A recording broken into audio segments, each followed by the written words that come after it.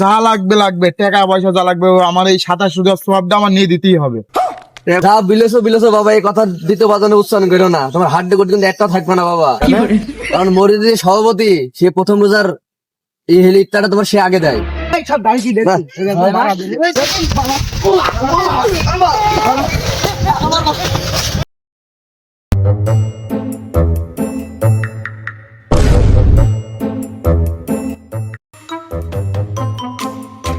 আসসালামু আলাইকুম হুজুর সাহেব। ওয়ালাইকুম আসসালাম। বাবা কেমন আছো? আলহামদুলিল্লাহ ভালো আছি। ভালো আছেন? হ্যাঁ বাবা ভালো আছি, ভালো আছি। তো যাই হোক, সামনে তো বুধবার, তো শুনছি যে আমাদের তারাপি, তো বৃহস্পতিবার তো রোজা পড়ছে। হ্যাঁ রোজা। তো বৃহস্পতিবার দিন আপনার হচ্ছে যে ইফতার খাই দিতে চাচ্ছি, এবং আমার বাড়ি তারাবির নামাজ পড়ে খেতে দিতে চাচ্ছি। তো প্রথম রোজা যেহেতু, আমার তো মনে একটা আনন্দ। সব ঠিক আছে বাবা, যা বিলেছো বাবা, এই কথা দ্বিতীয় বাজানে উচ্চারণ করো না। তোমার হাড্ডি কোট কিন্তু একটা থাকবে না বাবা, কারণ মরিদের সভাপতি সে প্রথম রোজার এই হেলিকপ্টারটা তোমার সে আগে দেয়।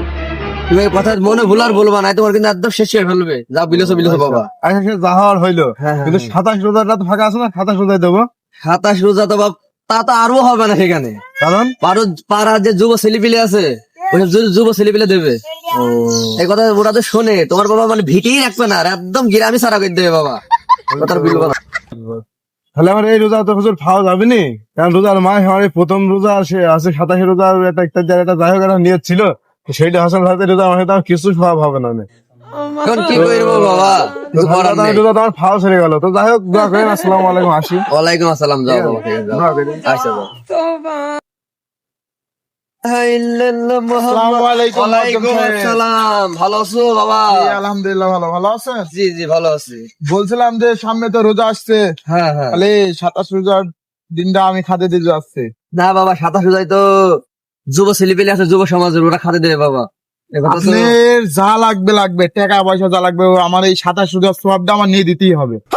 এখন বাবা যে কি করি, তুমি ভুলেও ওই ফেলছো। সওয়াবটা না পারলে আমার এই যে সারা বছরের গুনাহ আমি ওই 27 রোজার দিন মাফ করাবো। আমার ওই দিনটা লাগবে। বাবা, ঠিক আছে বাবা, কিন্তু ছেলেপেলে বুঝতে পারছি, যুব সমাজের ছেলেপেলে, আমার তো চাকরি থাকবে না বাবা। তোমার ওরা কথা কি আগে দিয়ে খাট দেবে। দেবে? ওর ডবল দিয়ে খাট দেবো আমি। ক টাকা চান আপনি?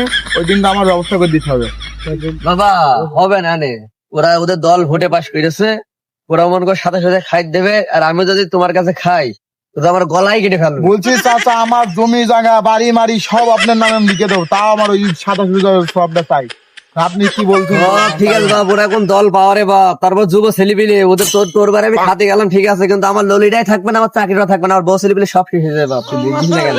এই চাচা, আমার দিনটা আসসালামু আলাইকুম চাচা। ওয়ালাইকুম আসসালাম। বাবা কেমন আছো? ভালো। আচ্ছা ঠিক আছে। কি কথাবার্তা চলছে? এই যে বাবা 27 ছেলেটা খাই দিচ্ছে, আসছে বুঝেছো? এই তোর দাড়ি কি দেখছিস? 27 খাদ্য মানে না বাবা, সেরাম কিছু বলছে না। আস্তে চাচা, দল ক্ষমতায় আছি। হ্যাঁ, সমস্যা নেই, তুমি দাঁড়াও, আমি বলে আগে তুমি দাঁড়াও। হচ্ছে মার্ডার করবো এই জালকে সব মার্ডার করে ফেলাবো, তবে 27 রোজা আমাকে চাই। কি বলো? এখন সব ঠিক আছে বাবা, বুঝতে পেরেছো এখন বাবা? অধিকার তো সবারই আছে, সব নেওয়ার অধিকার সবার আছে। এখন তোমাদের জোর জবরদস্ত করে ছেলেটা খুব আশা করে আমার কাছে এসেছে, আগে একটা ছেলে এসেছে, সে চলে গিয়েছে, এই ছেলেটা এসেছে। এখন তোমরা দেখো কি করো, মিট করে নিয়ে তারপর আমার জানাও, আমি একটু সাইডে গেল। এক কথা এক কাজ। আচ্ছা বাবা, মার্ডার করলে মার্ডার করে না ফেলাবো। মার আমার দরকার নেই, তুমি বুঝতে পারছো, আল্লাহর লোক আমরা, আল্লাহ বিলা করি, যেহেতু মারামারি দরকার। আচ্ছা, আমি তো কোনো ভুল কথা বলি নাই। আমি তো 27 আরে রোজা রাখ যদি না ভুল। তোর ক্ষমতা কত বড়, তুই ওই হুজুরদার বলেছিস সাথে তোর খাতে যুব সমাজ দেখেছিস? সবাই আমরা বলি যে 27 রোজায় এই বাবা মারামারি করো না, বাবা মারামারি করো না। এই সব দাড়ি কি দেখছিস?